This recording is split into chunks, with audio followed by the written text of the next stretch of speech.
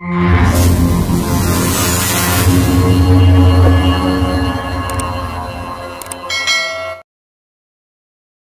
ಪ್ರಸಿದ್ಧ ಕವಿ, ಲೇಖಕ, ಬರಹಗಾರ, ವಿಮರ್ಶಕ, ಸಂಶೋಧಕ, ನಾಟಕಕಾರ, ಪ್ರಾಧ್ಯಾಪಕ, ರಾಷ್ಟ್ರಕವಿ ಪ್ರಶಸ್ತಿ ಪುರಸ್ಕೃತ GS ಶಿವರುದ್ರಪ್ಪ ಅವರ ಪೂರ್ಣ ಹೆಸರು ಗುಗ್ಗರಿ ಶಾಂತವೀರಪ್ಪ ಶಿವರುದ್ರಪ್ಪ.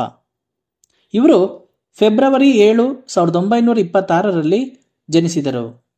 ಇವರ ಸ್ಥಳ ಶಿವಮೊಗ್ಗ ಜಿಲ್ಲೆಯ ಶಿಕಾರಿಪುರ.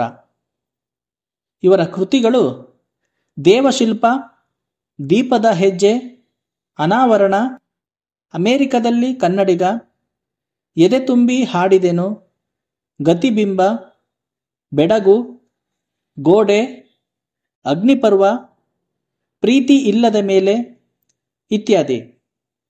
ಪ್ರಶಸ್ತಿಗಳು ಇವರಿಗೆ ಕೇಂದ್ರ ಸಾಹಿತ್ಯ ಅಕಾಡೆಮಿ ಪ್ರಶಸ್ತಿ, ರಾಜ್ಯ ಸಾಹಿತ್ಯ ಅಕಾಡೆಮಿ ಪ್ರಶಸ್ತಿ, ಪಂಪ ಪ್ರಶಸ್ತಿ, ರಾಷ್ಟ್ರಕವಿ ಪ್ರಶಸ್ತಿ, ಮಾಸ್ತಿ ಪ್ರಶಸ್ತಿ, ನಾಡೋಜ ಪ್ರಶಸ್ತಿ, ಅನಕ್ರು ಪ್ರಶಸ್ತಿ, ರಾಜ್ಯೋತ್ಸವ ಪ್ರಶಸ್ತಿ, ನೃಪತುಂಗ ಪ್ರಶಸ್ತಿ ಇತ್ಯಾದಿ ಪ್ರಶಸ್ತಿ ಪುರಸ್ಕಾರಗಳು ಲಭಿಸಿವೆ.